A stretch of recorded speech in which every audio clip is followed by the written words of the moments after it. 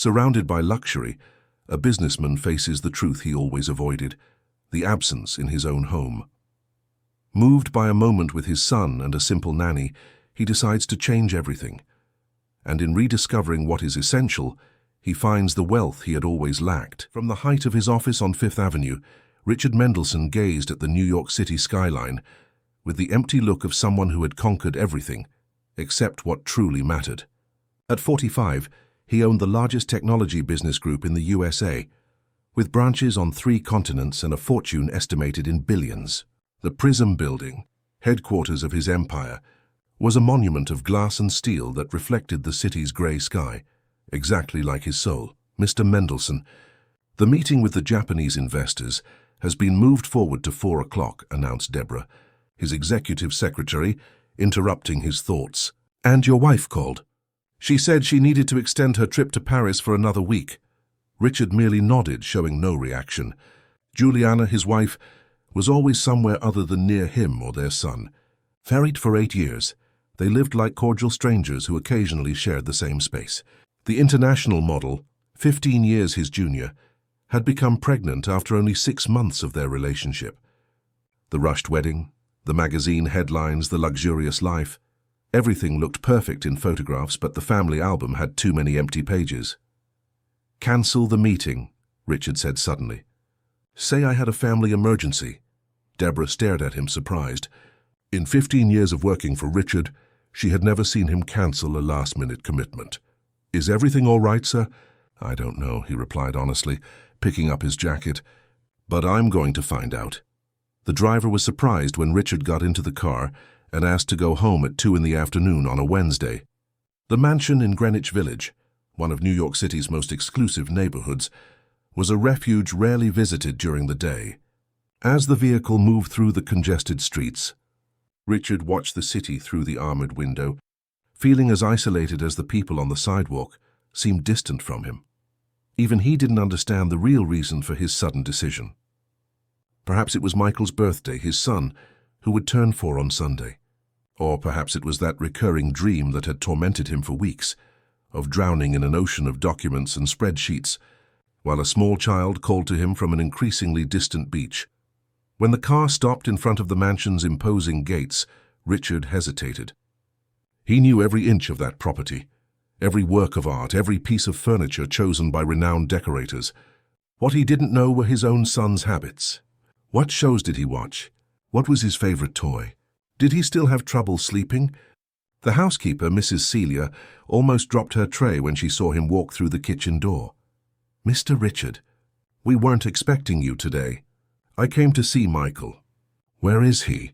The woman's discomfort was visible. "He's in physical therapy with Helen, sir. In the activity room."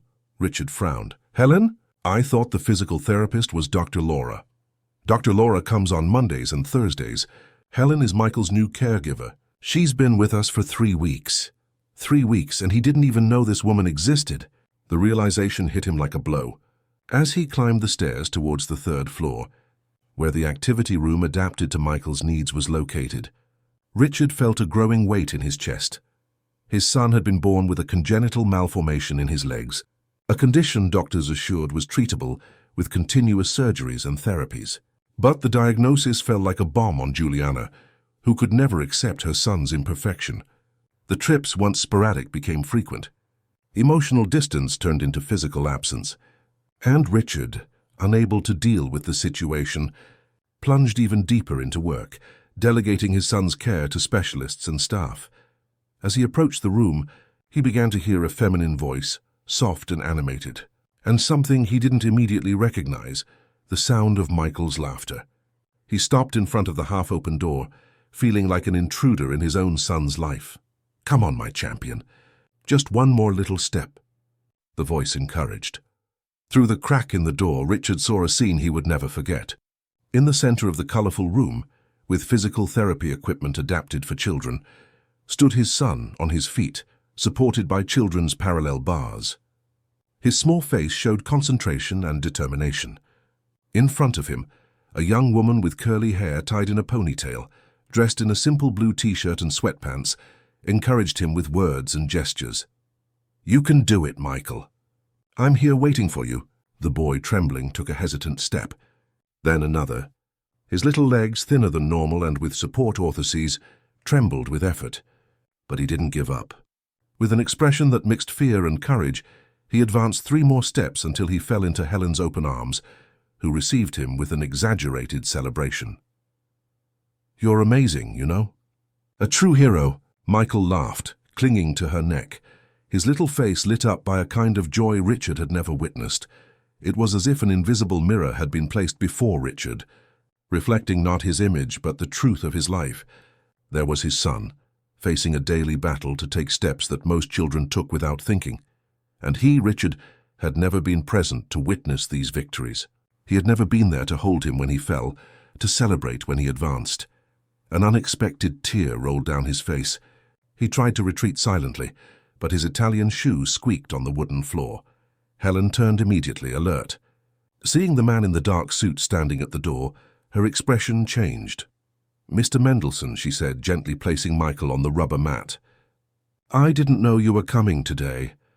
Michael looked at his father with curiosity, but without the enthusiastic recognition a child would normally show. It was more like observing a known yet distant visitor. "Dad came to see you play," Helen said, always smiling. "Isn't that nice?" Richard tried to smile, but his face seemed stiffened by suppressed emotion. "Hello, Michael." The boy waved shyly. "Hi, Dad." That "dad" sounded too formal for a child of almost 4, as if it were a learned word not felt. For the first time, Richard understood the dimension of the abyss he had created between himself and his son. The realization hit him with the force of an avalanche. His seemingly perfect life crumbled before the most painful truth. He was a stranger to the only person who should know him better than anyone. Can I stay and watch?" he asked, surprising himself with the hesitation in his voice. Helen seemed to assess the situation for a second. "Of course," she replied, turning to Michael. "What do you think about showing your dad how strong you're getting on the bars?" The boy considered the proposal and then nodded, with a seriousness that didn't match his age. Helen helped him position himself again on the parallel bars, while Richard sat on a chair in the corner of the room, awkward in his expensive suit, feeling completely out of place in that childlike and welcoming environment. For almost an hour, he remained there, witnessing the interaction between Helen and his son. Her patience, her genuine affection, the way she transformed every small progress into a great achievement. And Michael responded to all of this with growing confidence, an open smile, eyes that sparkled with pure joy, emotions Richard had never provoked in his son.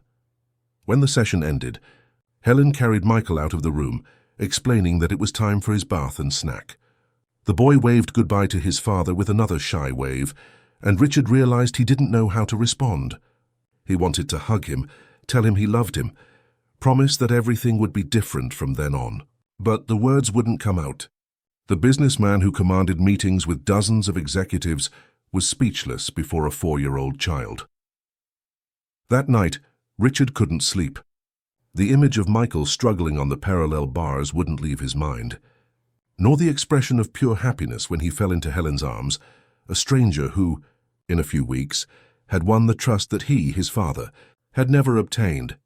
The master bedroom of the mansion, spacious and sophisticated, suddenly seemed too empty. Juliana's absence, which before was almost a relief, now highlighted the loneliness he himself had built. Between Egyptian cotton sheets and under the high ceiling with classic moldings, Richard faced the abyss of his existence. "How did we get to this point?" he murmured into the dark. The answer lay in every decision made in recent years, every meeting prioritized over family moments, every business trip that kept him away from home for weeks, every time he delegated Michael's care to specialists and staff, convinced that money and the best professionals were enough. At 6 in the morning, he was already in the shower. He dressed casually, something rare for him, opting for jeans and a polo shirt. At breakfast, he surprised Mrs. Celia by asking to eat in the kitchen instead of the formal dining room. "What time does Michael wake up?" he asked, drinking coffee. The housekeeper hesitated, clearly uncomfortable with the change in routine.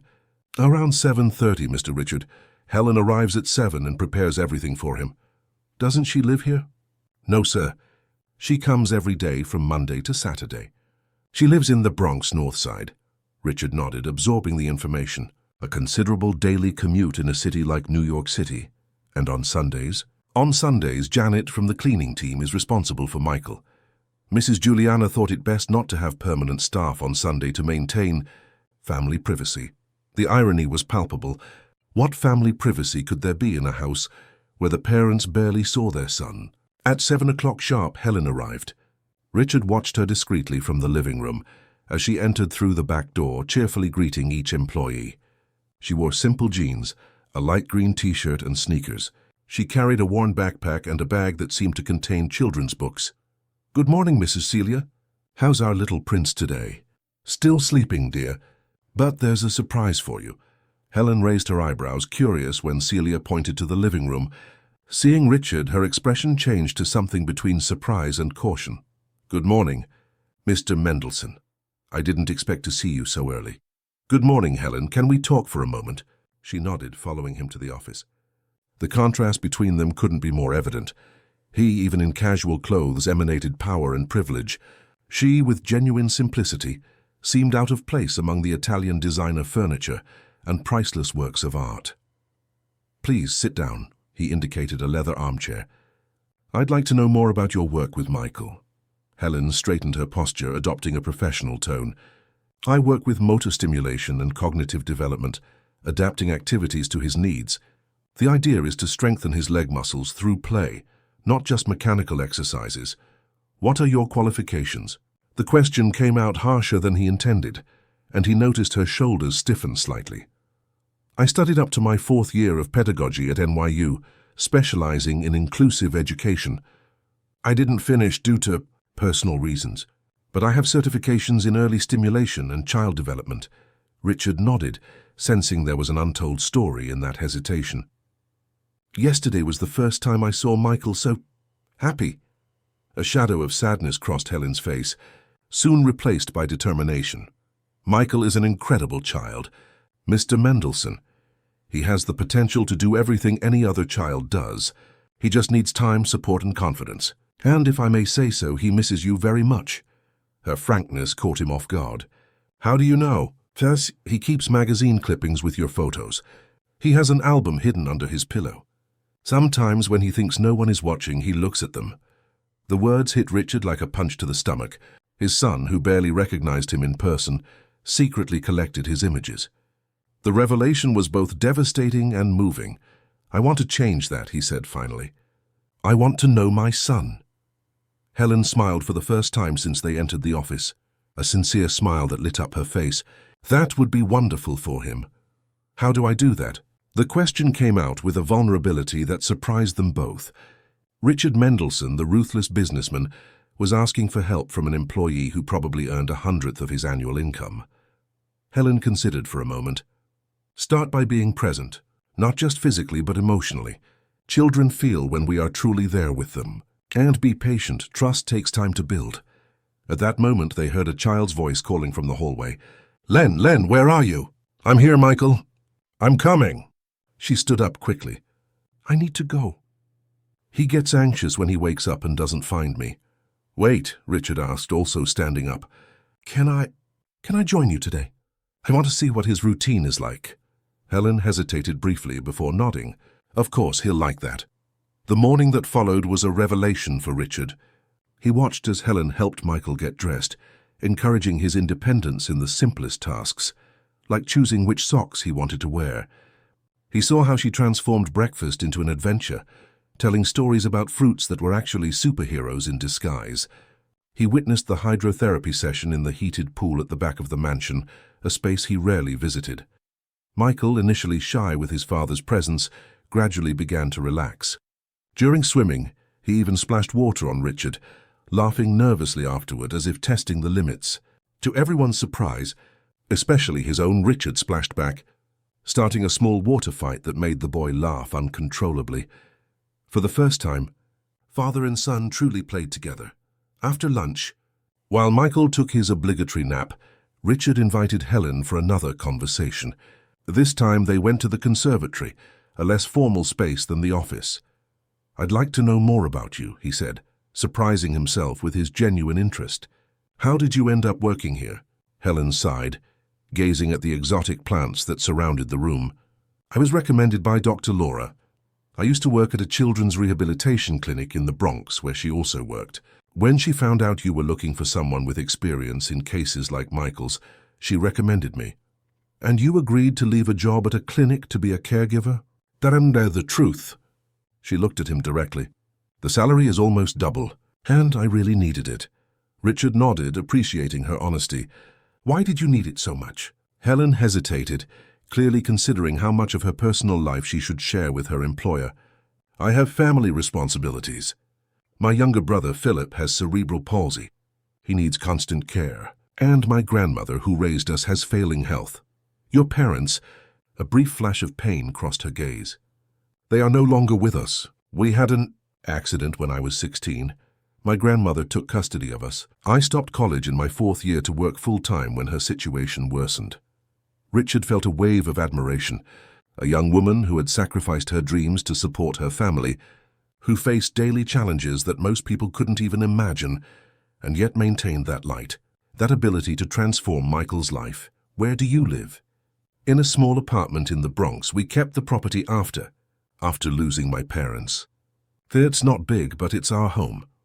Richard asked more questions, genuinely interested. He discovered that Helen woke up at 5 a.m. to care for Philip and her grandmother, before taking 2 buses to Greenwich Village. That she studied online in her few free hours, trying to complete her pedagogy degree. That her dream was to open a support center for families of children with disabilities, especially those without resources for private treatments. As she spoke, Richard noticed something extraordinary happening within him. Concerns about business, acquisitions and mergers, which normally occupied every second of his thoughts, had receded to make way for something more fundamental, more human. He was genuinely interested in Helen's story, impressed by her strength, touched by her determination. "Why are you telling me all this?" she asked finally, seeming confused by his interest. Richard reflected for a moment. "Yesterday I saw something that changed my perspective. I saw my son happy, confident, brave, everything I had never been able to do for him. And it was you, a person who barely knew him a few weeks ago, who achieved that." Helen shook her head. "It's not quite like that. Michael already had all that within him. He just needed someone to believe. And that someone should have been me," Richard completed, his voice laden with regret. "It's never too late to start, Mr. Mendelsohn." "Richard. Please call me Richard." It was at that moment that a child's cry came from the baby monitor Helen always carried with her. "Michael is waking up. I need to go." She stood up, but before she left, Richard stopped her again. "Helen, I have a proposal for you. I'd like to rethink your position here." Her face stiffened immediately. "Am I being fired?" "On the contrary, I want to offer you an exclusive development position for Michael. Double salary, a chauffeured car for daily transport, and flexibility so you can resume your studies." Helen's eyes widened in shock. "Double? But why?" "Because you changed my son's life, and because I want to change too. I want to learn to be a father, and I think you can help me with that." She remained silent, processing the unexpected offer. The monitor continued to transmit Michael's calls. "And there's more," Richard added. "I have contacts at Mount Sinai Hospital. I can ensure your brother receives the best treatment available. And your grandmother too."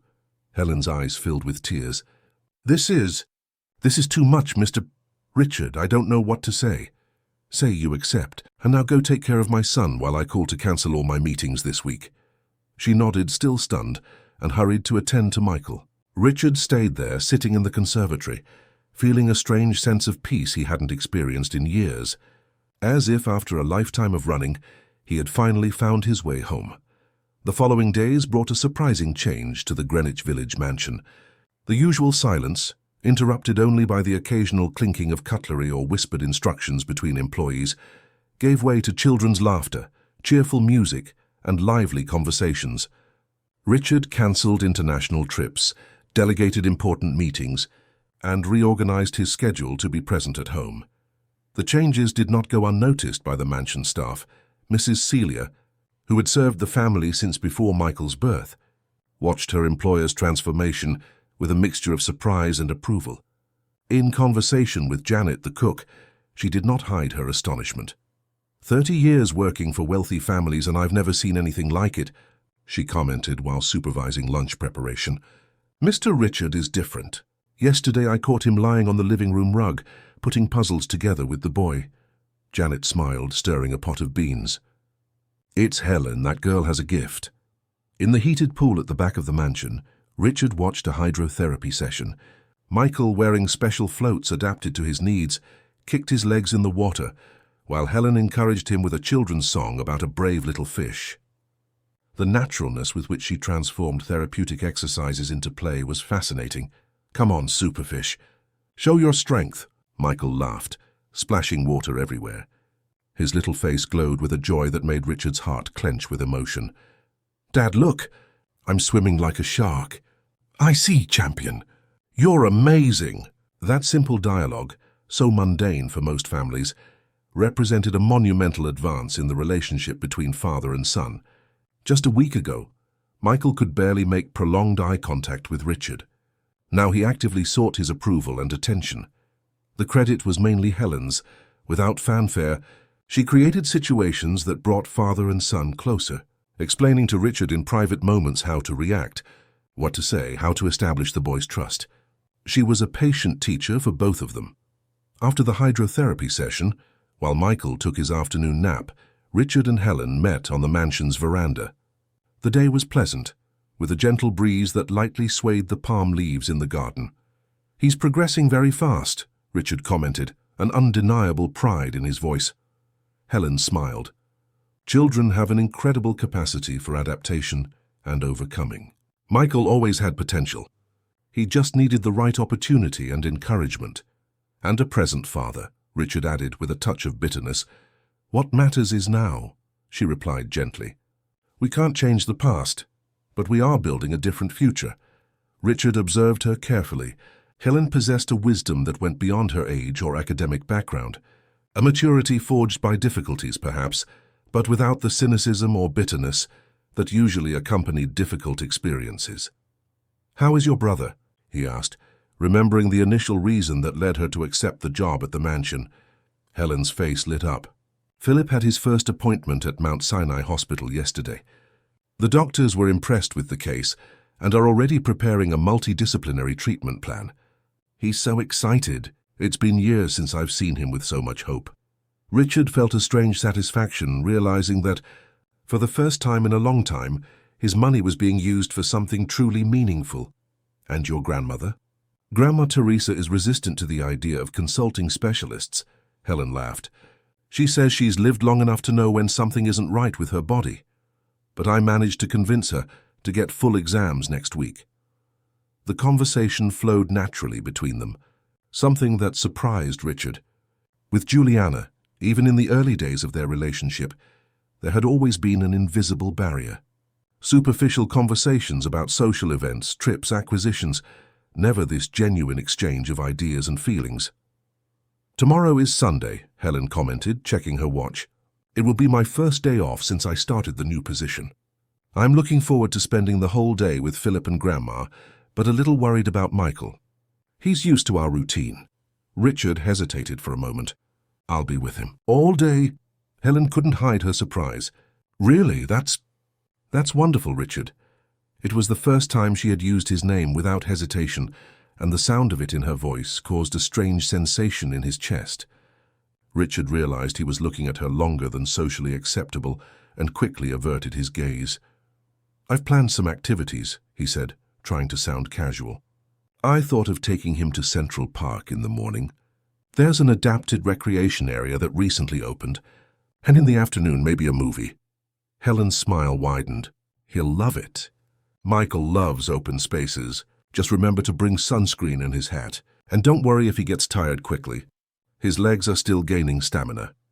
Noted, Richard replied, mentally registering every detail. A comfortable silence settled between them. Sitting side by side on the spacious veranda, overlooking the impeccably manicured garden, they formed a fascinating picture of contrast. He in his designer shirt and tailored trousers, the luxury watch on his wrist betraying a fortune. She in simple jeans and a t-shirt, with no accessories other than a handmade bracelet that Richard had discovered was made by Philip. "Why do you do it?" Richard asked suddenly. Helen looked at him confused. "Do what?" "Dedicate yourself so much. To Michael, to your brother, to your grandmother. You sacrificed your studies, your youth. Most people your age would be focused on building their own lives." She considered the question for a moment, looking at the horizon. "For me, there's no difference between taking care of them and building my life. They are the same thing. After my parents were gone, I understood that we are the only certainty for each other in this world. What would be the point of achieving things alone, knowing that the people I love need support?" The simplicity and depth of her answer struck Richard like a revelation. In all his years of business conquests, surrounded by people willing to do anything for power and status, he had never met anyone with such clear and unwavering values. "You are an extraordinary person." "Helen," she blushed slightly, uncomfortable with the compliment, "I just do what I believe is right." The baby monitor on her waist emitted sounds of movement, indicating Michael was waking up. Helen stood up, ending the moment of confidences. "Time to get back to work," she smiled. "I have a surprise planned for him today. We're going to do foot painting. Great for motor coordination, and lots of fun for a 4-year-old. "Can I participate?" Richard asked, surprising himself with his enthusiasm. Helen laughed. "Of course, but I warn you, it's a very messy activity. You might want to change that Italian silk shirt." 2 hours later, the activity room space was unrecognizable. Large sheets of paper covered the floor, stained with colorful footprints. Michael, wearing only shorts, had his body decorated with hand and foot marks in various colors.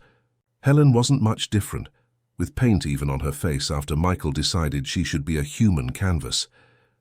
The most surprising, however, was Richard Mendelsohn. The renowned executive, feared in boardrooms, was sitting on the floor barefoot, with his pant legs rolled up and his feet covered in blue paint.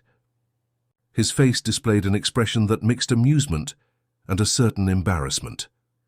"Now Dad needs to leave his mark on our family painting," Michael exclaimed, excited. Helen positioned a large white sheet in front of Richard. "Come on, Mr. Businessman, show your artistic side." Hesitantly, Richard pressed his feet onto the sheet, leaving 2 perfect blue marks. Michael applauded enthusiastically. "Now all of us." "A mark from each one," the boy instructed with surprising authority. Helen helped Michael position his little foot next to Richard's mark, while she herself left her footprint on the other side. The result was a perfect alignment of 3 footprints, large, medium, and small. "The Paintfoot family," Michael declared, laughing at his own joke. "Family." The word reverberated in Richard's mind like a bell. There they were, forming an unusual picture, united by colorful footprints on a piece of paper. An improbable constellation, the billionaire businessman, the big-hearted caregiver, and the little boy who connected them. And somehow it made sense. More sense than any arrangement he had experienced before. The moment was interrupted by the distant sound of the main doorbell. Mrs. Celia appeared at the activity room door minutes later, her normally composed face now showing clear nervousness. "Mr. Richard, Mrs. Juliana has arrived." It was as if a cold wind swept through the room. The joy evaporated instantly, replaced by palpable tension. Juliana. She wasn't supposed to be back from Paris for 3 more days. She said she decided to return early. "She's in the main living room and seems agitated." Richard looked at his painted feet, at the colorful mess around him, at his paint-covered son, and at Helen, who had adopted a neutral, professional expression, though her eyes showed concern. "Tell her I'll be there in 15 minutes. I need to clean up first." Mrs. Celia nodded and quickly left. Richard stood up, suddenly aware of the impropriety of the situation. What would Juliana think seeing him like this, playing on the floor like a child covered in paint? "Helen, can you take care of Michael? I need to deal with this." She nodded, professional as always. "Of course, let's take a bath, shall we, Michael? Then we can read that new book about dinosaurs." The boy, oblivious to the adult's tension, agreed excitedly. As they left the room, Richard heard his son's voice. "Is Mom going to play with us too?" The innocent question contained a complexity that tore at Richard's heart. By Helen's expression, she felt the same impact. "I don't know, dear," she replied gently. "We'll wait and see." Alone in the room, Richard contemplated the painting of the 3 footprints, an accidental symbol of what those weeks had built. Reluctantly, he left the sheet drying on the floor and headed to the nearest bathroom to clean up. As he washed his feet and changed clothes, a sense of apprehension grew in his chest. Juliana's unexpected return marked the end of that magical interlude in which he, Helen, and Michael had created their own little world apart. Reality, with all its complications, was about to impose itself again. With heavy steps, Richard descended the stairs towards the main living room, where his wife awaited him. With each step, he felt as if he was moving away from the person he had discovered himself to be in recent days and returning to the role he had played for years. The distant husband of a marriage of appearances, the executive for whom family was merely a social accessory. Juliana Mendelssohn was the kind of woman who entered a room and immediately became the center of attention. Tall, slender, with delicate features that seemed sculpted for cover photographs, at 30 she maintained the same poise that had made her famous on international runways. Impeccably dressed in a newly released Chanel ensemble and with a Louis Vuitton suitcase still bearing the airport tag, she walked through the main living room as if on a runway. 3 weeks, Richard. Just 3 weeks for you to turn our house into a circus. Her tone was acidic, contrasting with the artificial smile she maintained, a habit acquired from years of posing for photographers. Juliana, I wasn't expecting you until Monday, Richard replied, maintaining his composure. How was Paris? She made a dismissive gesture with her perfectly manicured hand. Paris is always Paris. More interesting is what I found upon returning. All the staff in a frenzy, commenting on your sudden conversion to active fatherhood. You cancelled the trip to Tokyo, delegated the merger with the American group, you're coming home early. What happened? A midlife crisis? Richard took a deep breath, deciding to ignore the sarcasm. I realized I was missing important moments in our son's life. I decided to make changes. Juliana raised a perfectly arched eyebrow. Just like that, out of nowhere? After 4 years of ignoring his existence as much as I did. The rawness of the statement hit him like a slap. It was true. He had been as absent as Juliana, just in a different way. She was physically absent. He was present only in the technical sense of the word, while his mind remained at work. It's never too late to change, he replied simply. Juliana gave a short, humorless laugh. And does this change have anything to do with the new specialist you hired? Helen, isn't it? Young, beautiful, dedicated. All the staff adore her. Even you, it seems. The insinuating tone made Richard's expression harden. Helen is an exceptional professional who is helping Michael progress in ways no specialist has been able to before. And yes, she has my admiration and respect. Admiration and respect, Juliana repeated, as if savoring the words. Interesting. When was the last time you showed admiration and respect for me, your wife? The question hung in the air like smoke. Richard realized, with a mixture of sadness and clarity, that he couldn't remember.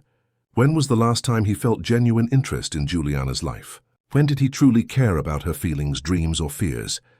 Their marriage had become a partnership of convenience so long ago that he hadn't even noticed the transition. Juliana, I think we need to talk about us, he said finally. About what we want moving forward. She studied him for a moment, her green eyes calculating possibilities as she always did before an important move. First, I want to meet this Marvel who revolutionized our family in 3 weeks. The way she said Marvel carried thinly veiled venom. Richard felt a shiver of apprehension. Helen is bathing Michael right now. We can talk to her later. No, Richard, I want to see her now. After all, she's taking care of my son. I have the right to meet her properly, don't you think? Without waiting for an answer, Juliana headed for the stairs, her high heels echoing on the marble like small explosions. Richard followed her, feeling growing anxiety. The impending confrontation was inevitable, but he feared the consequences, especially for Michael, who was finally flourishing. On the second floor, laughter could be heard from the master bathroom. The door was ajar, and the scene revealed was one of touching simplicity. Helen, with her sleeves rolled up and her hair tied in an improvised bun, helped Michael remove paint stains from his body, turning the task into a game. The boy, sitting in the bubble-filled bathtub, laughed as she told a story about a fish boy who could change colors. Hello. Juliana's voice cut through the moment like a razor. Helen looked up, surprised. Michael stopped laughing immediately, a shadow of apprehension crossing his little face. "Mummy's back," he said, in a tone that was more of a statement than excitement. Juliana entered the bathroom as if invading enemy territory. "You must be Helen. I've heard a lot about you." Helen stood up, wiping her wet hands on the apron she wore to avoid getting wet during the bath. "Mrs. Mendelssohn, it's a pleasure to meet you. Michael has talked a lot about you." "Really? How interesting, considering I've been away for almost a month." The atmosphere in the bathroom was so thick it could be cut with a knife. Michael looked from one to the other, confused by the tension he felt but didn't fully understand. "Michael has an excellent memory," Helen replied calmly. "He kept the postcard you sent from Paris and looks at it every night before bed." The information seemed to destabilize Juliana for a second. She had indeed sent a postcard, more out of obligation than sentiment as she did on all her trips. She had never imagined her son valued it so much. "Well, now I'm back. You won't need postcards anymore, nor substitutes." Helen maintained her composure despite the evident provocation. "Michael is almost done with his bath.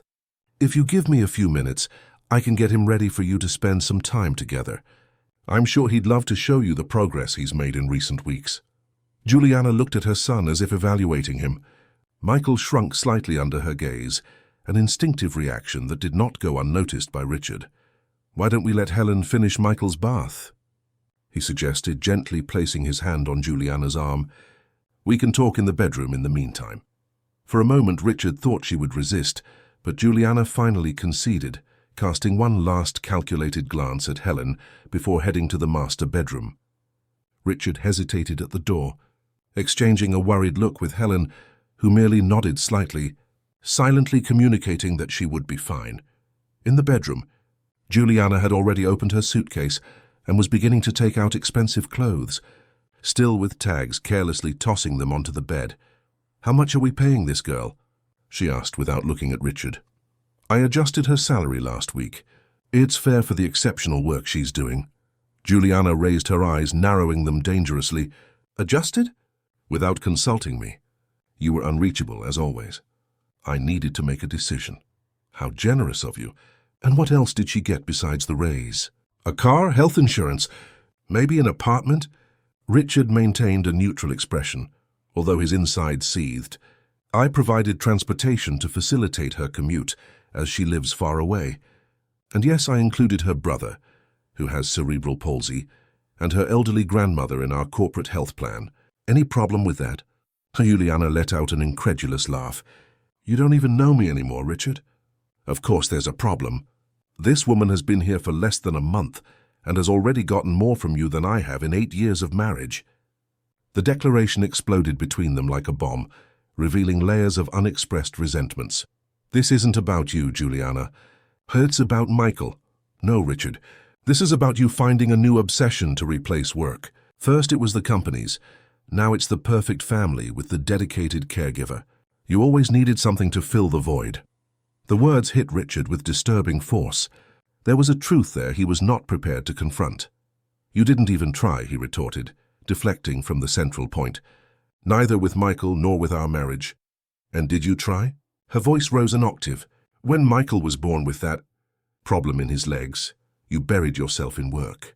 You left me to deal alone with the doctors, the shattered expectations, the pitying glances. I was 22, Richard. I was a model at the peak of my career. I wasn't ready to be a mother to a child with special needs." Tears began to form in Juliana's perfectly made-up eyes, surprising Richard. In 8 years of marriage, he had rarely seen her truly cry. "You abandoned me when I needed you most," she continued, her voice trembling slightly. "So don't come accusing me of abandonment."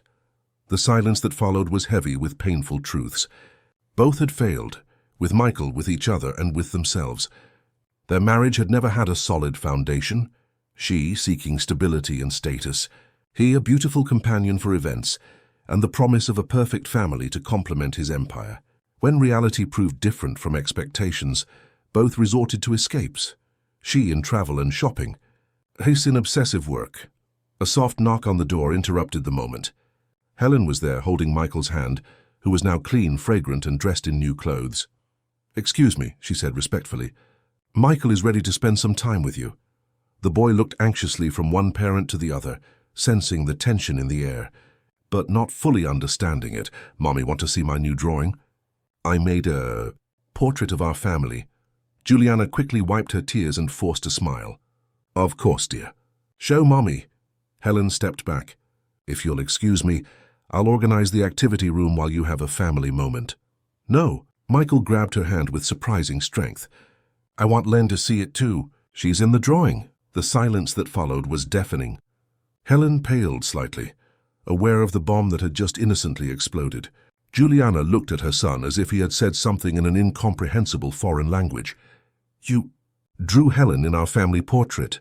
Juliana asked slowly, each word laden with implications. Michael nodded enthusiastically, oblivious to the tension. "Yes. Dad, Mom, me, and Len. I even drew Philip and Grandma Teresa, because Len said family is who you love, not just who has the same blood." Richard closed his eyes briefly, anticipating the explosion. Helen seemed to want to disappear. "Michael, dear," she said softly, "how about you show the drawing only to your parents first? I have some things to tidy up, but I promise to look later." "No," Juliana's voice was icy. "Stay, Helen. Since you're part of the family now, you should participate in this moment, don't you think?" The sarcasm was so thick that even Michael noticed, instinctively stepping back. "Mrs. Mendelssohn," Helen began, keeping her voice calm, "I think there's a misunderstanding." There's no misunderstanding at all," Juliana cut her off. "It's perfectly clear what happened here. 3 weeks away, and you've created a very convenient alternative reality. The absent father redeemed, the perfect surrogate mother, and the child finally happy. A touching story, isn't it?" "Juliana, not in front of Michael," Richard warned, noticing the boy starting to tremble. "Why not? He's already quite involved, from what I see. He even replaced us in his drawings." "That's not true." Helen intervened, unable to contain herself in the face of Michael's evident distress. "He talks about you constantly. He keeps everything you send, photos, gifts, postcards.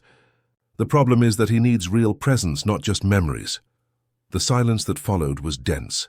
Helen immediately realized she had crossed a line, speaking not as an employee, but as someone emotionally invested in the situation. Juliana's face transformed, adopting a mask of controlled fury that Richard knew well. It was the expression that preceded definitive decisions. "Who do you think you are to tell me how to be a mother?" she asked in a low, dangerous voice. "Some random girl from the suburbs who barely finished college, who dropped out of studies, and now tries to compensate for her frustrations by using my son as a charity project." Juliana, enough!" Richard exclaimed, shocked by the cruelty. Helen was pale but maintained an upright posture. "I apologize if I overstepped, Mrs. Mendelssohn. It was never my intention to replace you or judge your choices. I am here only to help Michael in his development." "Help?" Juliana laughed without humor. "There's that what you call helping. Creating confusion in his head about who his family is. Manipulating my husband to gain privileges? Turning my house into your personal playground." Michael began to cry silently, large tears rolling down his face as he watched the confrontation, with eyes wide with fear. "Stop," he asked in a low voice, but no one heard. "You're exaggerating." Richard tried to calm Juliana. "Helen has been extremely professional. I was the one who offered the benefits, thinking of Michael's well-being." "Michael's well-being? Or your own, Richard? We all know how easily you're attracted to pretty faces. Or do you think I've forgotten about previous assistants?" The insinuation hung in the air like poison. Helen looked at Richard with an indecipherable expression, while he felt the blush of shame creep up his neck. His past of discreet affairs with employees was something he preferred to forget, a time when he used casual relationships to compensate for the emptiness of his marriage. "Stop!" Michael's scream cut through the discussion like lightning. The 3 adults looked shocked at the boy, who was now sobbing uncontrollably, his small body shaking. "Don't fight! Please, don't fight!"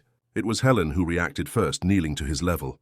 "It's okay, Michael. Adults sometimes argue, but that doesn't mean—" "Don't touch my son," Juliana interrupted, pulling Michael away. "I think you've done enough for today." Helen stood up slowly, the pain evident in her eyes. "I understand. I ask permission to withdraw." "Not just for today," Juliana declared coldly. I want you out of this house permanently." Michael let out a cry of protest, trying to free himself from his mother's arms. "No, Len can't leave. She promised to help me walk." "Richard," Helen looked at him. The silent plea in her eyes was not for herself, but for Michael.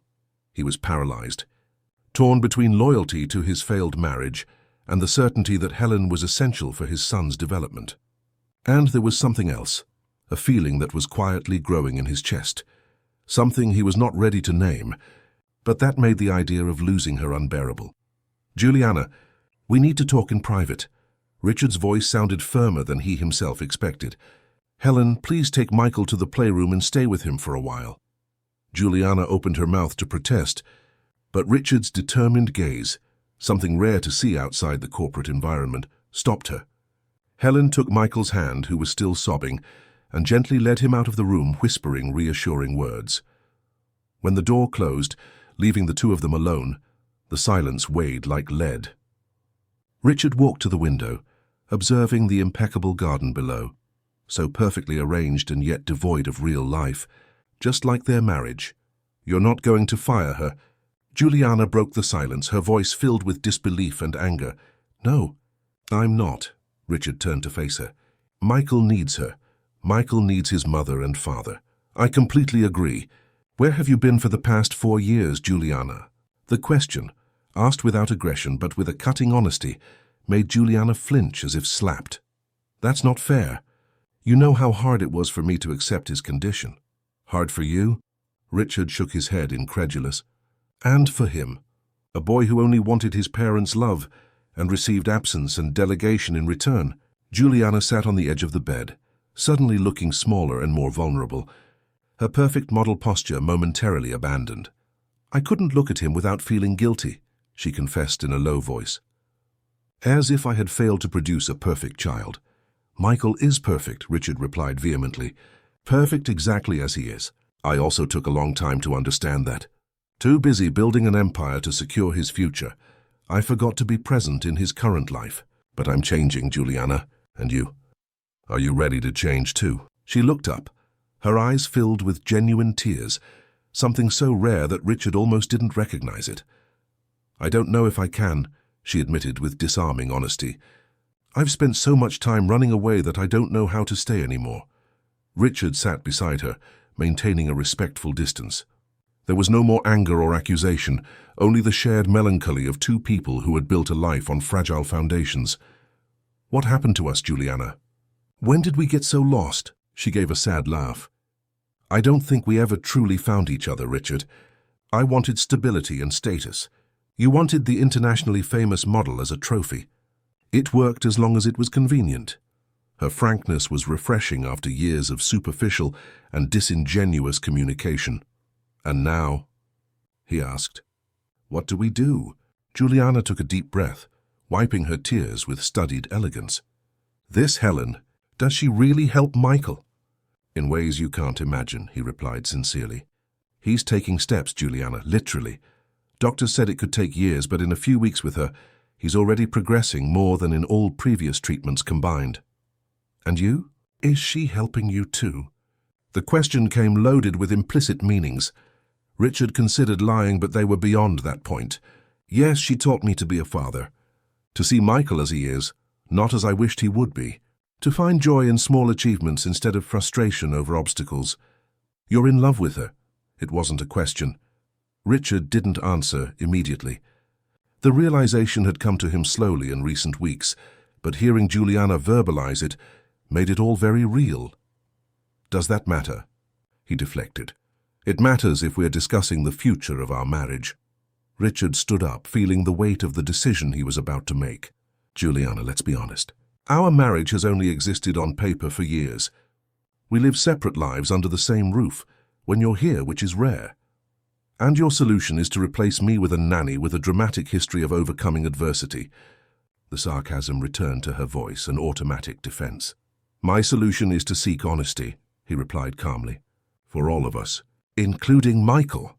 Juliana also stood up, regaining some of her usual composure. "So you want a divorce? I want what's best for Michael, and I also want you to find your way, Juliana. Whether as a present mother or in your career. Or both, if you can. But this charade is hurting everyone, especially our son. The silence stretched between them, laden with 8 years of shared history. Not all bad, but few truly good. I need to think, Juliana said finally. About all of this, about what I want for myself and for Michael. Richard nodded, respecting the first genuine demonstration of consideration for their son he had seen from her in a long time. Take all the time you need, but Helen stays. For Michael's sake. Juliana closed her eyes briefly, an expression of pain crossing her perfect face. Do you really believe she cares about him? That she's not just using the situation?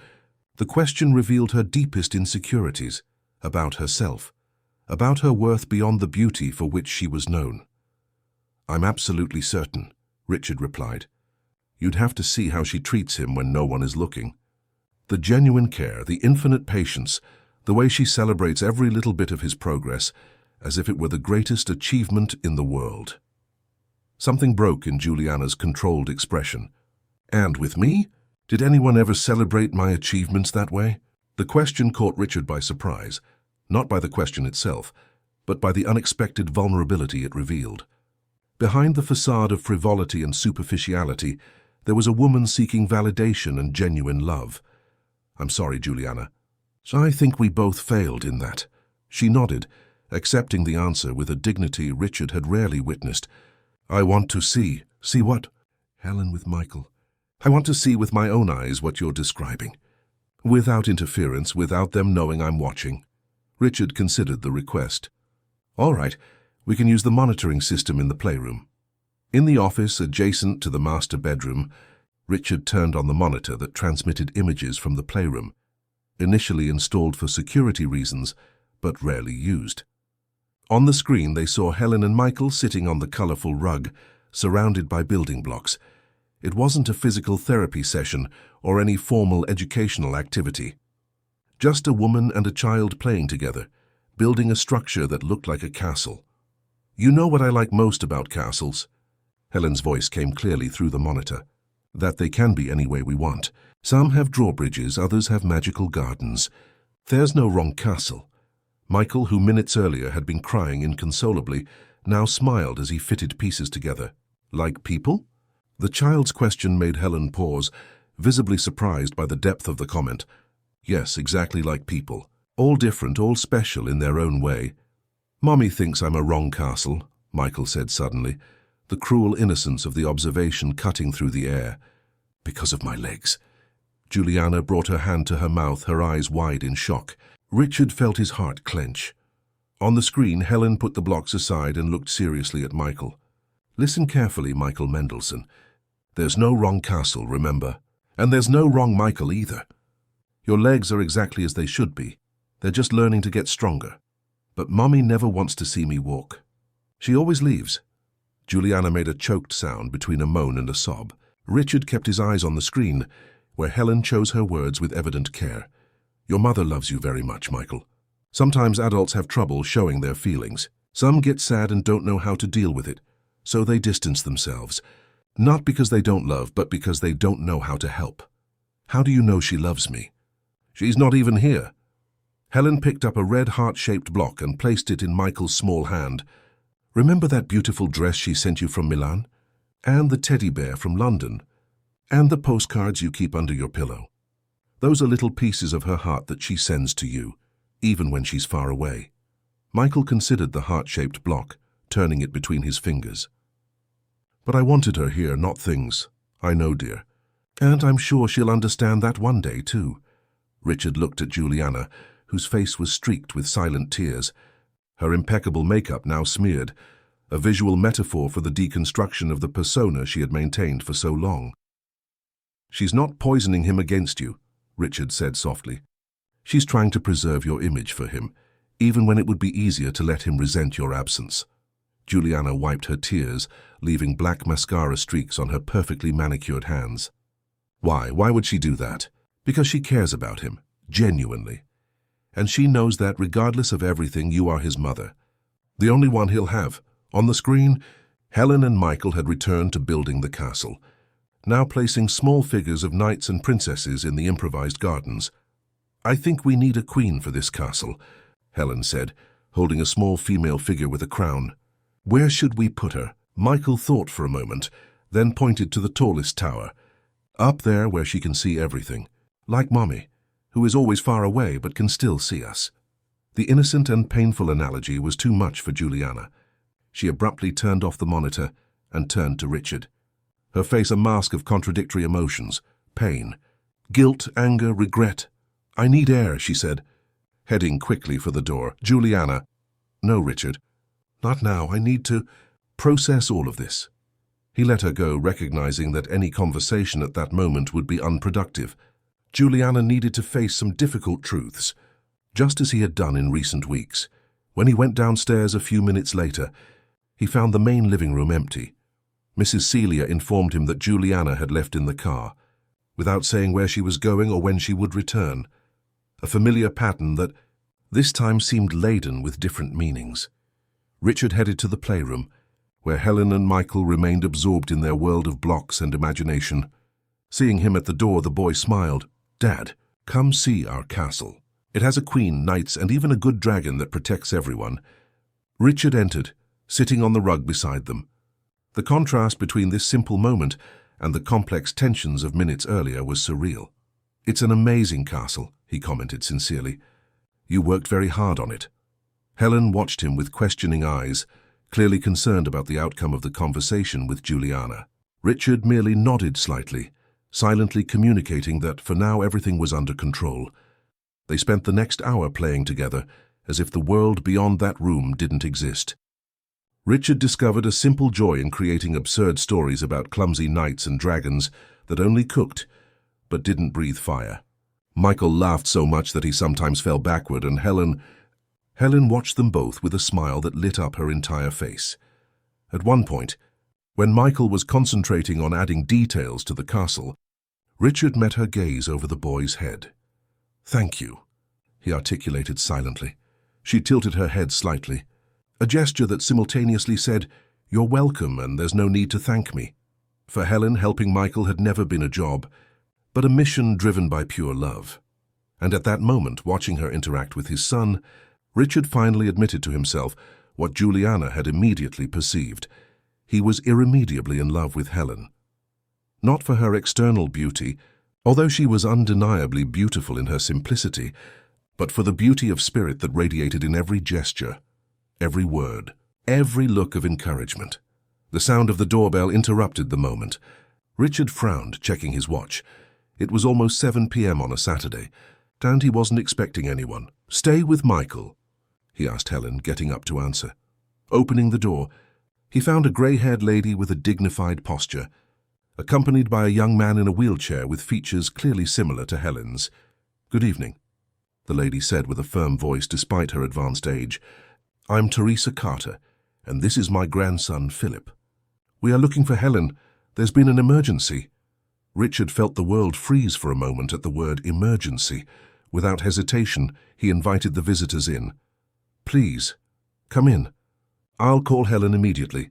Philip Carter was a young man of approximately 20, with the same expressive eyes as his sister, although his body was confined to an adapted wheelchair. There was a keen intelligence in his gaze that instantly impressed Richard.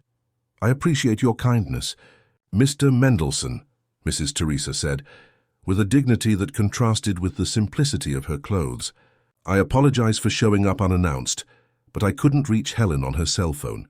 She probably has her phone on silent while caring for my son, Richard explained, leading them to the living room. I'll get her. Make yourselves comfortable, please. When Richard arrived at the playroom, Helen and Michael were finishing the castle, now decorated with small flags improvised from colored paper. Helen, he called from the door, keeping his voice calm so as not to alarm Michael. Your grandmother and brother are here. They said there was an emergency. She stood up immediately, her face paling. Grandma and Philip here? My God, what happened? I don't know the details.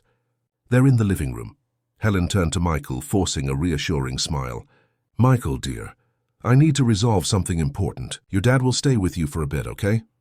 The boy nodded, although his eyes showed concern as he noticed Helen's tension. Will we finish the castle later? Of course. Save the best flags for us to put together. Helen left quickly, followed by Richard, who signaled Mrs. Celia to approach. "Celia, please stay with Michael. Tell him I'm resolving something important and will be back soon." In the living room, Helen was hugging her brother tightly, while Mrs. Teresa remained standing upright and solemn like a sentinel. "What happened, Grandma?" Helen asked, holding her grandmother's hands. "Why did you come all the way here?" The lady took a deep breath, looking briefly at Richard as if assessing whether he should participate in that conversation. Deciding he should, she turned back to her granddaughter. "We had a visitor today, a man claiming to be the lawyer for the driver's parents." Helen stood still as if struck by lightning. "After so many years, why?" "He said the family wants to reopen the case," Philip explained, his voice surprisingly firm and articulate. "They claim to have new evidence that contradicts the official conclusion." Richard watched the interaction with growing concern, realizing he was witnessing something deeply personal and painful. He considered leaving them alone, but Helen stopped him with a look. "Richard, I'm sorry to bring this into your home. It's a difficult family matter." "Don't worry," he replied sincerely. "I'm here to help in any way needed." Mrs. Teresa studied Richard for a moment, then nodded as if approving what she saw. "Helen, he needs to know. If he's going to continue working here, caring for his son, he deserves to know the whole truth." Helen closed her eyes briefly, taking a deep breath. When she reopened them, there was renewed determination in her gaze. "My parents didn't die in a simple accident as I led you to believe," she said finally, facing Richard. "They were—" The situation was much more complex. Philip intervened, noticing his sister's difficulty. "Our parents and I were returning from Albany, where I had a medical appointment. Helen stayed home with Grandma, preparing for an important college exam. On Interstate 87, a drunk driver swerved into the opposite lane and hit our car head-on. The narrative was clinical, as if he had rehearsed this story many times, probably a technique to deal with the pain. Our parents did not survive the impact," he continued. "I survived, but with spinal cord injuries that left me paraplegic. The driver of the other vehicle also survived with minor injuries." Helen took over, her voice trembling but determined. "The case was investigated. The driver was convicted but received a light sentence. Only 3 years in a semi-open regime for causing that situation with 2 people and leaving a 14-year-old in a wheelchair." Richard felt a pang in his chest at the injustice. "I'm so sorry, Helen. I had no idea." "There's more," Mrs. Teresa interrupted, her wrinkled face showing an old pain. "The driver was the son of an influential New York City family. Real estate magnates. They used their contacts to minimize the legal consequences. They claimed there were adverse conditions on the road, that the alcohol test report was inaccurate, that my son-in-law could have avoided the collision." "Lies," Philip said, a flash of anger crossing his normally serene gaze. "Our father was extremely careful behind the wheel. All witnesses confirmed that the other driver was speeding and visibly intoxicated." Helen placed her hand on her brother's shoulder, an automatic gesture of comfort. "After it happened, his family approached us offering a financial settlement in exchange for not appealing the sentence. Grandma refused. She said justice has no price. And I still believe that," the lady affirmed firmly. "No money would bring my son and daughter-in-law back, nor would it restore Philip's mobility." Richard processed the story, now understanding the extraordinary strength he saw in Helen, a woman who, still a teenager, had to rebuild her life from a devastating tragedy. "And now, after all these years, they want to reopen the case?" he asked, trying to understand the current emergency. "Not to seek justice," Philip clarified, "but to try to clear the name of the responsible party. It seems he's going into politics and doesn't want this unfortunate incident to tarnish his reputation." Helen covered her face with her hands for a moment, a rare gesture of vulnerability. "They want to make it seem like it wasn't his fault, that it was an accident with no culprits. I can't allow that, Richard. It would be like losing them again." The silence that followed was heavy with the weight of painful memories and indignation. Richard now understood much more about Helen, her precocious maturity, her unwavering commitment to values, her dedication to her brother. Everything made sense in the light of this revelation. "How can I help?" he asked simply. The 3 looked at him with surprise, clearly not expecting an immediate offer of support. "It's not your problem, Mr. Mendelssohn," Mrs. Teresa said respectfully. "We just came to get Helen because we need to discuss how we're going to proceed. The lawyer mentioned a meeting next week." "Mrs. Teresa," Richard replied, leaning slightly forward, "if it involves Helen, it involves Michael, and therefore it involves me too. Besides—" He hesitated for a moment, conscious of the delicacy of what he was about to say. "Helen has become important to my family in ways that go beyond her professional role." Helen stared at him, a silent question in her eyes. Richard held her gaze, communicating without words what he could not yet openly express. "Richard," she began cautiously, "I appreciate your concern, but this is an old family battle of ours. We've been through it once, we can face it again." "You don't have to be alone," he replied firmly. "I have resources, Helen. I know the best criminal lawyers in the country. I have contacts in the press who can ensure the truth is not distorted." Philip and Mrs. Teresa exchanged glances, a silent communication that seemed common between them. "Helen has always been too proud to accept help," Philip commented with a slight smile. "Even when we were drowning in medical bills after my hospitalization, she refused offers from friends. She preferred to work 3 jobs simultaneously." "It wasn't pride," Helen defended herself. "It was responsibility. You are my family." "And now you are part of ours," Richard said, the words coming out before he could restrain them. "I mean, Michael considers you family, and so do I." A soft blush colored Helen's cheeks. Mrs. Teresa observed the interaction with astute eyes that seemed to see beyond the spoken words. "You seem to be a man of character, Mr. Mendelssohn," the lady declared after a moment of consideration. "Helen spoke very highly of you and your son. If you are offering genuine help, it would be foolish to refuse out of pride." "Grandma," Helen exclaimed, surprised by her normally cautious grandmother's quick acceptance. "My dear, I've learned over the years to recognize the difference between charity and solidarity. One diminishes, the other strengthens. What I see in this man's eyes is solidarity." Richard felt a wave of gratitude for the lady's wisdom. "I promise I will do everything in my power to ensure that justice prevails in this situation. Allow me to make some calls tomorrow to start the process." At that moment, the sound of hurried footsteps in the hallway interrupted the conversation. Michael appeared at the door, holding one of the castle blocks, with Mrs. Celia right behind looking embarrassed. "Sorry, Mr. Richard, he insisted on showing Helen something." Michael ran to Helen, ignoring the presence of strangers in the room, and held out the block, the heart-shaped one they had discussed earlier. "Len, look who I found to be the queen of the castle." On the block, he had glued a small magazine clipping, a photo of Juliana at a fashion event smiling radiantly for the cameras. It was a child's work, with excessive glue and crooked edges, but made with evident affection. Helen smiled, genuinely touched by the gesture. "It's perfect, Michael. Your mum will love it when she sees it." It was then that the boy noticed Philip in the wheelchair and stopped, observing him with childish curiosity. Instead of discomfort, his face lit up with recognition. "You have wheels like my friend John from physical therapy."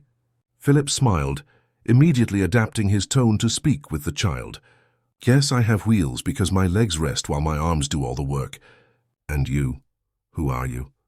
"I'm Michael. I'm 4 years old and my legs are getting stronger every day." "Len is helping me." "Len is very good at helping people," Philip replied with an affectionate smile at his sister. "She's been helping me since I was a little older than you." Michael approached the wheelchair, fascinated. "Can I see how it works?" "Of course," Philip replied, showing the manual controls. "This lever makes the chair go. It's almost like driving a small car." As Michael and Philip interacted with surprising naturalness, the adults watched with evident emotion. Michael's lack of prejudice or discomfort was a testament to the education he had been receiving from Helen, learning to see differences as normal variations of human experience, not as disabilities. "He's extraordinary," Mrs. Teresa commented in a low voice to Richard. "Children usually react with fear or excessive curiosity to Philip's chair." "The credit is all Helen's," Richard replied honestly. "I myself had difficulty accepting Michael's condition at first. She taught us a new perspective." The lady nodded, understanding.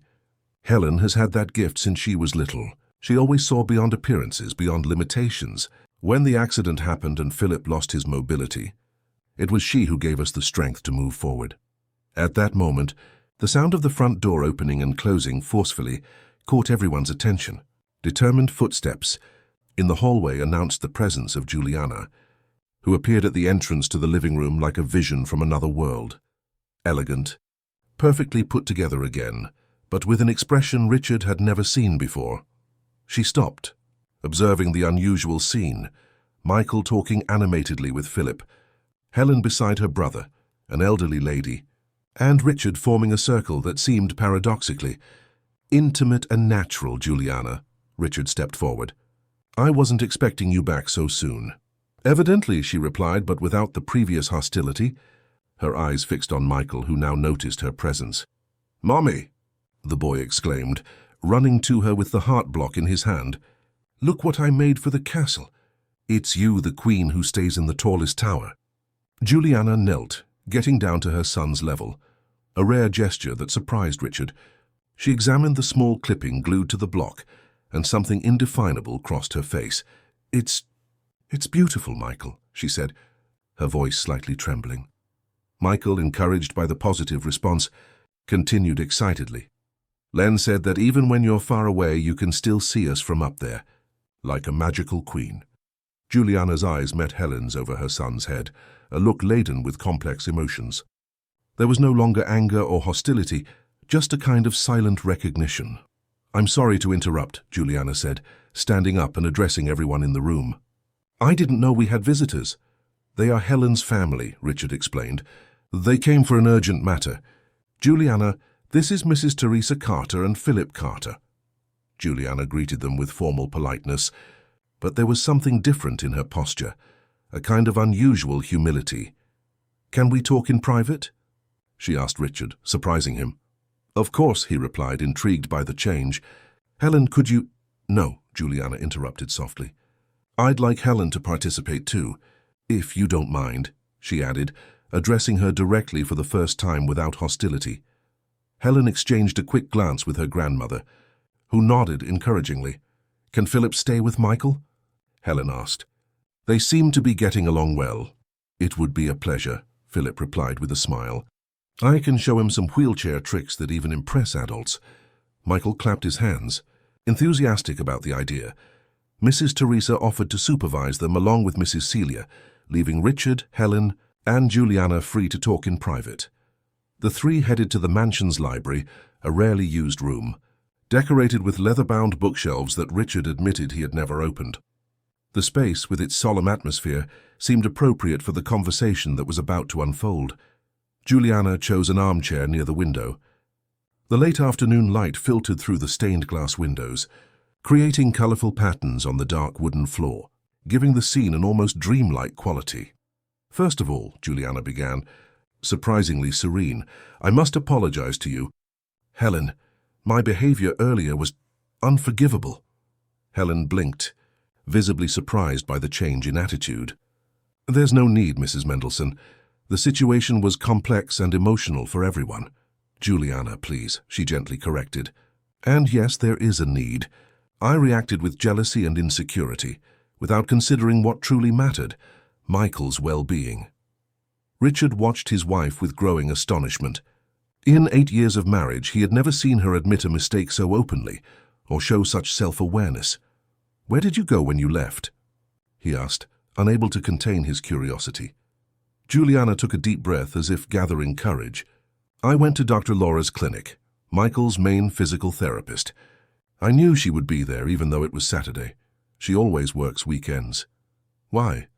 Richard inquired, perplexed. Because I needed to understand, she replied simply.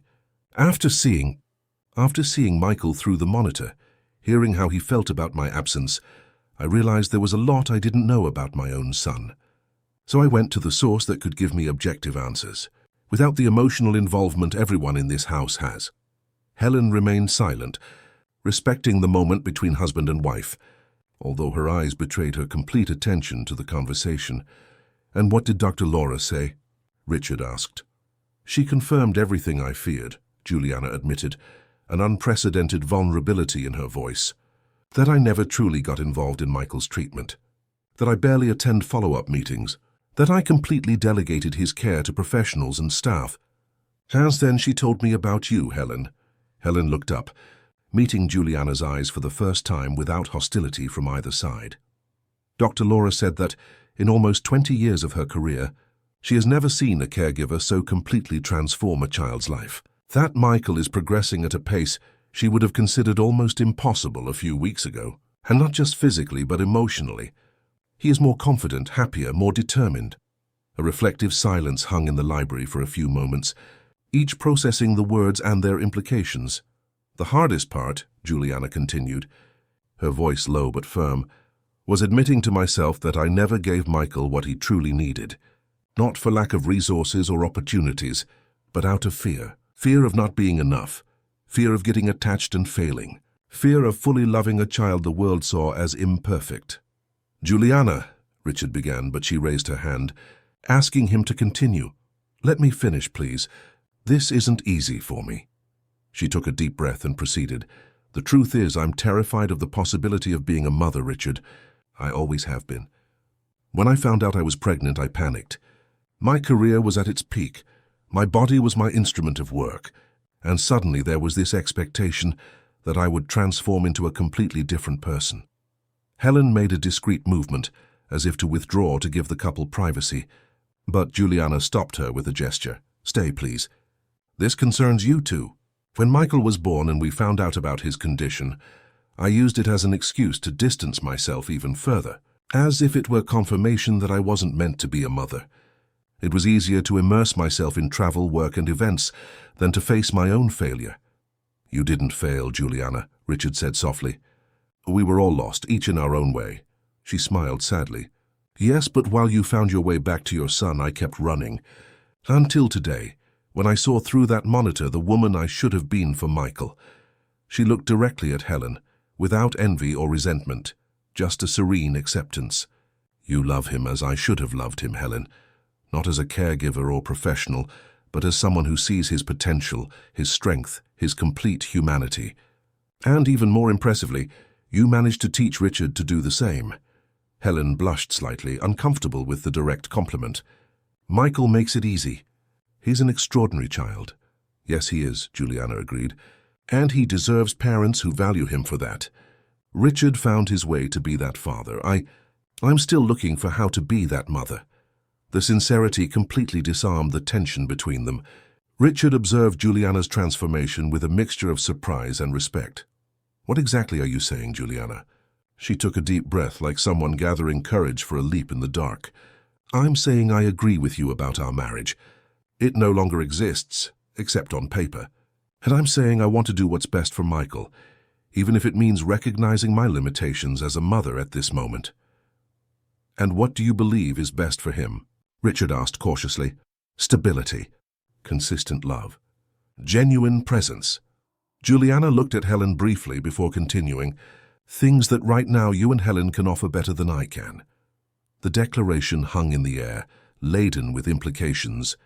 Helen seemed uncomfortable, aware that she was in the middle of a deeply personal decision between husband and wife. This doesn't mean I'm abandoning my son, Juliana clarified quickly. It means I'm recognizing that I need to work on myself before I can be the mother he deserves. I need time, maybe therapy. I need to understand why I'm so afraid to love fully. And what about us? Richard asked, referring to their marriage. I think we both know the answer, Juliana replied with a sad smile. We stopped being a couple in the real sense of the word a long time ago, and there's something growing between you and Helen that would be dishonest to ignore or deny. Helen paled, clearly not expecting the subject to be addressed so directly. Mrs. Mendelssohn, Juliana, I never intended to interfere in your marriage, she said quickly. My only concern has always been Michael's well-being. I know, Juliana surprised them both with her calm acceptance. And that's precisely why, as strange as it may seem, I can accept this, because your genuine interest in Michael comes before any feelings for Richard. That tells me everything I need to know about your character. Richard was astonished by the maturity Juliana displayed, so far removed from the frivolous and self-centered woman he had known for years. He wondered if she had always possessed this capacity for reflection, and he simply had never noticed, too busy with his own interests. What do you propose, then? he asked finally. Juliana straightened in the armchair, adopting a more pragmatic posture. I suggest an amicable divorce with shared custody of Michael, but with you as the primary guardian for now. I won't dispute the mansion or other assets. I have my own career and savings. I just want a smooth transition for everyone, especially for Michael. She hesitated for a moment before continuing. I'm considering accepting a long-term contract in Paris. It would be an opportunity to start over, find my own path. But I promise to visit regularly and, when I feel ready, perhaps spend longer periods with Michael. The proposal was surprisingly sensible and considered, as if the impulsive Juliana Richard had known had been replaced by a more mature and reflective version of herself. I think that's a reasonable approach, he replied after a moment of reflection, but I want to ensure you maintain regular contact with Michael. He misses you, Juliana, even with all the complications. I know, she replied, her voice slightly choked, and I promise to be more present, even if it's remotely at first. Regular video calls, not just gifts and postcards. I want to truly know my son, not just be a distant figure in his life. She turned to Helen, who remained quiet. And what about you, Helen? What do you think of all this? The question caught her off guard. I don't think my opinion is relevant to such personal decisions of your family. You've become part of this family, whether you acknowledge it or not, Juliana replied with surprising honesty. Michael adores you, Richard. She hesitated, looking briefly at her husband. Richard clearly has feelings for you, and more importantly, you've proven to be exactly what they both needed when I couldn't or wouldn't be present. Helen blushed intensely, uncomfortable with having her feelings exposed so openly. My only concern is Michael's well-being, she repeated, although her hesitant glance towards Richard betrayed more complex emotions. And your own well-being? Juliana asked softly. I heard your family is facing a difficult situation. Richard intervened, briefly explaining about Helen's family's case and the attempt to reopen the lawsuit. Juliana listened attentively, her face showing genuine concern. My father is a criminal lawyer, she said when Richard finished. One of the most respected in New York City, despite being discreet. He'd love to take on a case like this. He has a particular aversion to powerful people who try to distort justice. Helen blinked, surprised. You would offer your father's help to my family? Consider it an apology for my behavior, Juliana replied, and also a way to ensure Michael continues to have you around. He needs you, Helen. Much more than he needs me right now, however painful that is to admit. The words hung in the silent library, laden with disarming sincerity.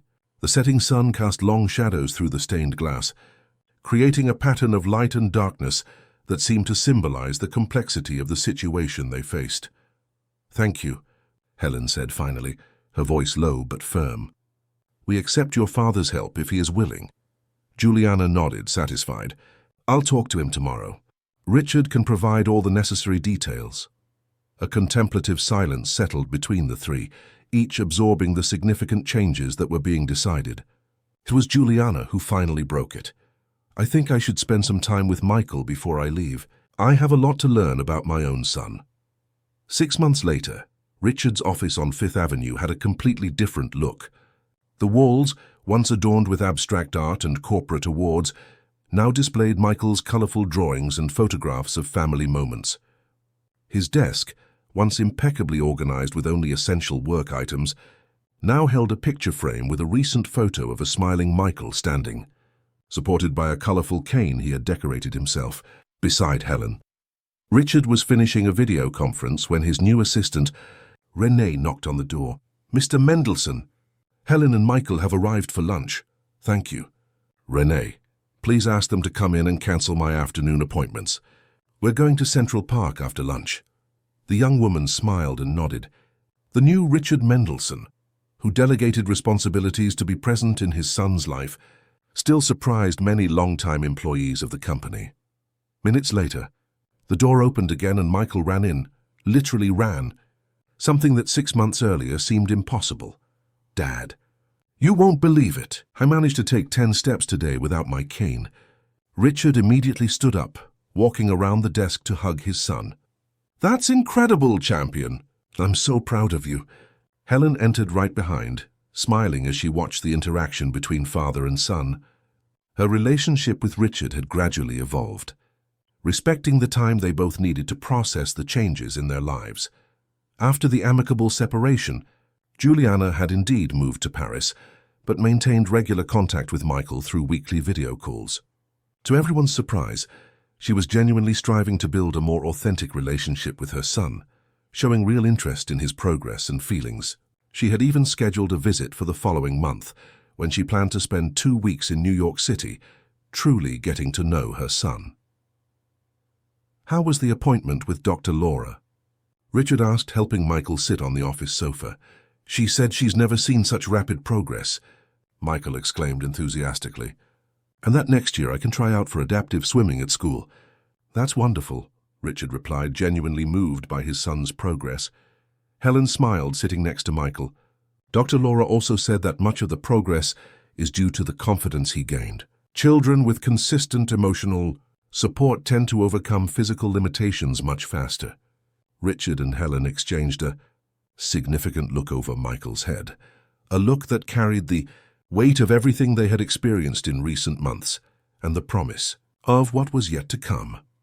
The Michael Helen Foundation, created by Richard to support children with special needs from underprivileged families, was completing 3 months of operation.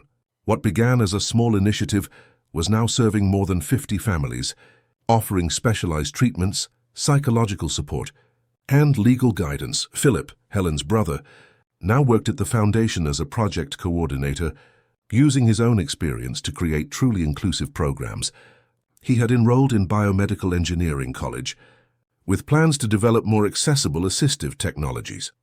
Mrs. Teresa recovered from her health problems thanks to treatments she previously couldn't afford, coordinated a support group for grandparent caregivers, people who, like her, had taken on raising their grandchildren in difficult circumstances. As for the family's legal case, Juliana's father had kept his promise. With his experience and contacts, he had not only managed to block the attempt to reopen the case, but also brought to light evidence that had been ignored in the original trial, resulting in a review of the responsible driver's sentence. Justice, though delayed, brought a sense of closure to Helen and her family. "We have a surprise for you," Helen said, taking an envelope from her bag and handing it to Richard.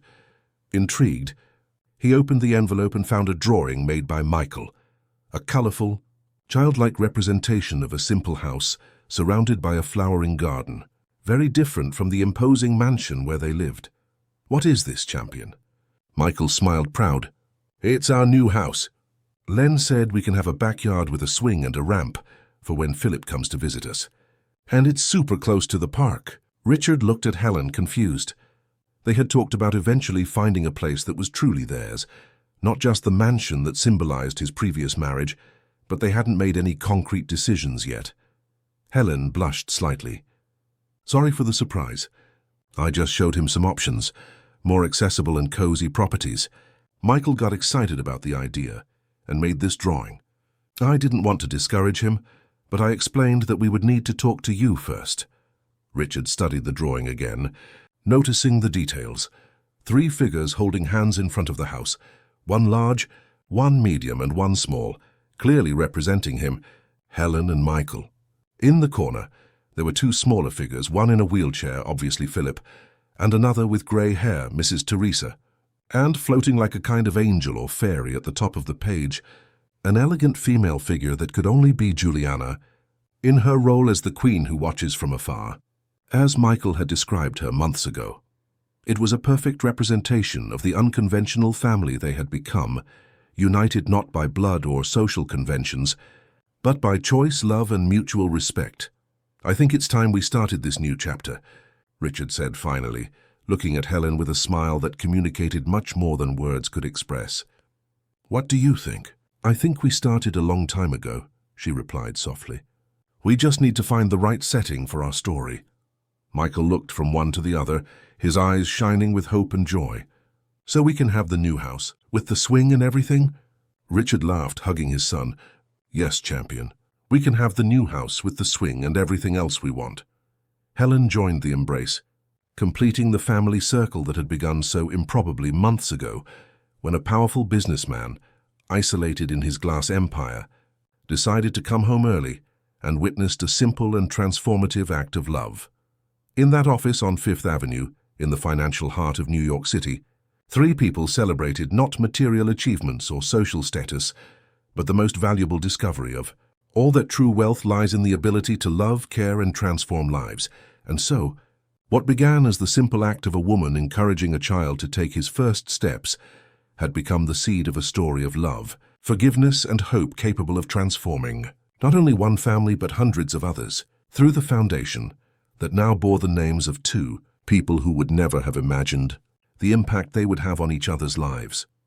Michael, Helen, and Richard, three lives united by chance, transformed by compassion, had proven that sometimes the most important steps we take in life are not physical but emotional, and that true power is not in controlling empires or fortunes, but in having the courage to open your heart to new possibilities. The end of the story. Dear listeners, we hope Richard, Helen, and Michael's journey has touched your heart.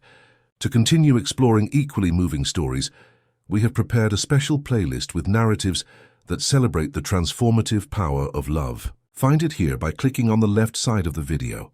If this story stirred emotions in you, don't forget to subscribe to our channel and leave a like. Every day we bring new stories that explore the complexities of life and the miracles that happen when we open our hearts. Share your thoughts in the comments. Your favorite story might be the next to come to life on our channel.